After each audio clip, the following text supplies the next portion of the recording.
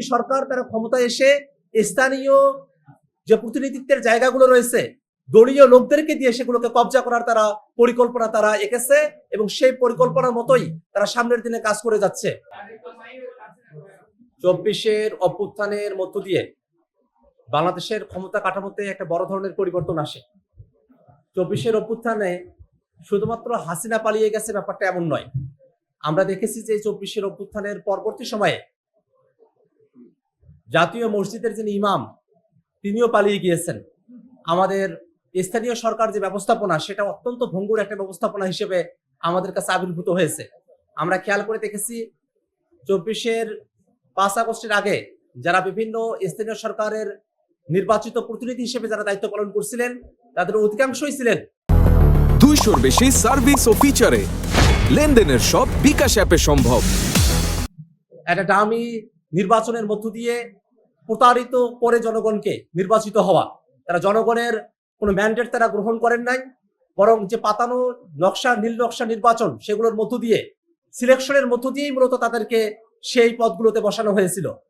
এবং 5 আগস্টের পরবর্তী সময়ে সেই স্থানীয় সরকারের যারা প্রতিনিধিরা ছিলেন অধিকাংশ প্রতিনিধি আওয়ামী সংশ্লিষ্টতা, ফেসিবাদের সংশ্লিষ্টতা, অন্যায় জুলুম এবং নিপীড়নের দায়ে তারা কিন্তু দেশ থেকে পালিয়ে গেছেন।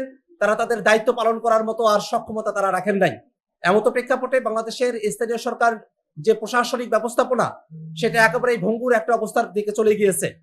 এমত অবস্থায় বাংলাদেশে এখন জাতীয় নির্বাচন অনুষ্ঠিত হয়েছে। বাংলাদেশে স্থানীয় সরকার নির্বাচন করার মতো সকল ধরনের পরিবেশ, সকল ধরনের সুযোগ সুবিধা এবং রাষ্ট্রীয় ব্যবস্থাপনা সকল কিছুই সরকারের হাতে অবধারিতভাবে এখন রয়েছে। কিন্তু আমরা তারপরেও খেয়াল করে দেখছি যে স্থানীয় সরকার নির্বাচনে এখনো পর্যন্ত সুনির্দিষ্ট কোনো রোডম্যাপ সরকারের তরফ থেকে ঘোষণা করা হয় নাই।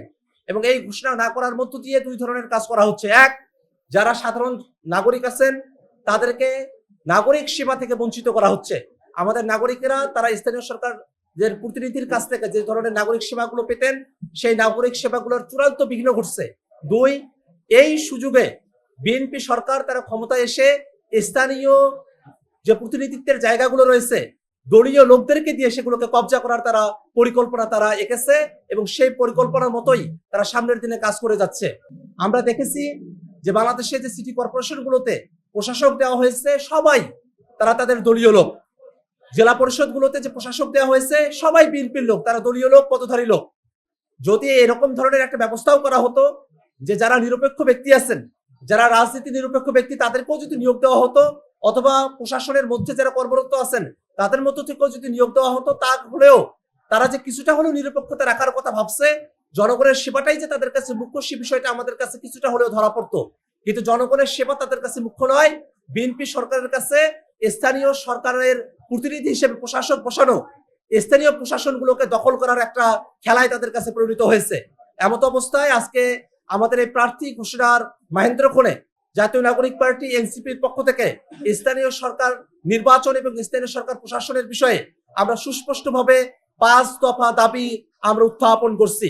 প্রথম দফা, যেহেতু নাগরিকরা নানা ধরনের নাগরিক সেবা থেকে বঞ্চিত হচ্ছেন এবং যেহেতু বাংলাদেশে সরকার গঠিত হয়েছে, নির্বাচন কমিশন প্রস্তুত রয়েছে, সেহেতু আগামী 6 মাসের মধ্যেই সকল স্তরের স্থানীয় সরকারের নির্বাচন সম্পূর্ণ করতে হবে।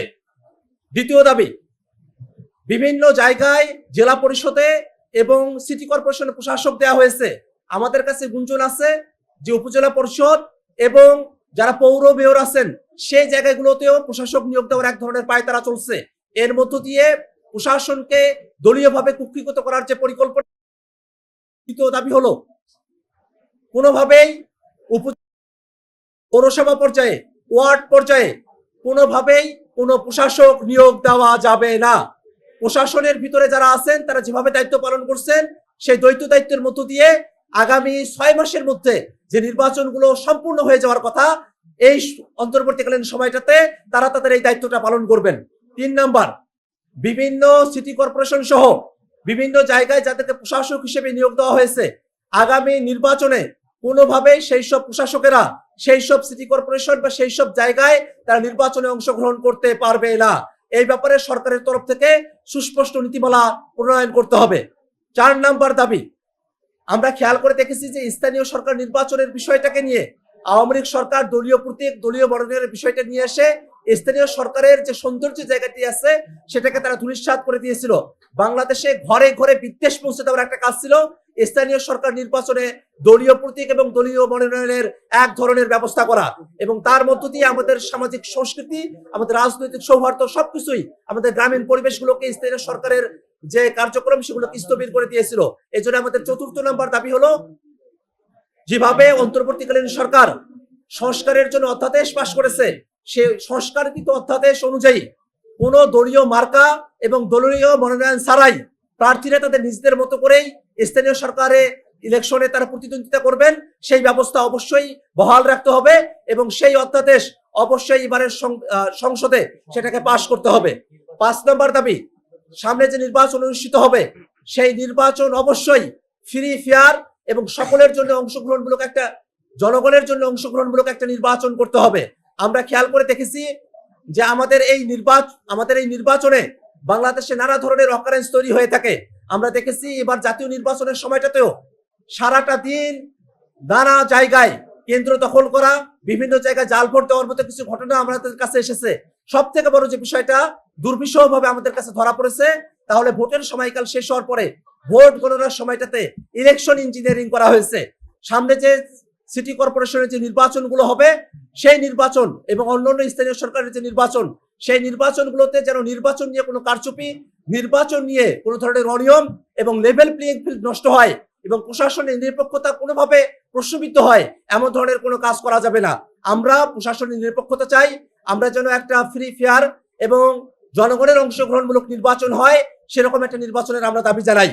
এর বাইরে গিয়ে আমরা একটা বিষয় গুরুত্বের সাথে আপনাদের সামনে আমরা উত্থাপন করতে চাই, তা হলো বাংলাদেশে আওয়ামী লীগের দোসর যারা আছে তাদেরকে নানাভাবে বাংলাদেশে তাদেরকে পুনর্বাসন করার একটা প্রক্রিয়া চলমান রয়েছে। আমরা খেয়াল করে দেখেছি এবারের নির্বাচনের পরপরের সময়টাতেই আওয়ামী লীগ, ছাত্রলীগের দুর্ধর্ষ সন্ত্রাসীরা তারা ফেসবুকে নিজেদেরকে আবির্ভাব ঘটিয়েছে, বিভিন্ন জায়গায় তারা মিছিল দিচ্ছে, বিভিন্ন জায়গায় তারা নিজেদেরকে তাদের যে নিষেধাজ্ঞা রয়েছে সেটা উইথড্র করার জন্য তারা বলছে। আমরা স্পষ্ট করে বলে দিতে চাই, কোনোভাবেই এবারের স্থানীয় সরকার নির্বাচনে আওয়ামী লীগ বা তাদের কোনো দোসর তারা নির্বাচনে অংশগ্রহণ করতে পারবে না, এবং এই ব্যাপারে এটা কোনো দাবি নয়, এটাই সিদ্ধান্ত। সেই সিদ্ধান্ত এই বিএনপি সরকারকে অক্ষরে অক্ষরে পালন করতে হবে। বাংলাদেশে জুলাই পরবর্তী সময়ে আমরা যে নতুন বাংলাদেশের দিশার কথা বলেছিলাম সেই দিকে আমাদেরকে এগিয়ে যেতে হবে। আপনাদের সকলকে ধন্যবাদ জানাচ্ছি।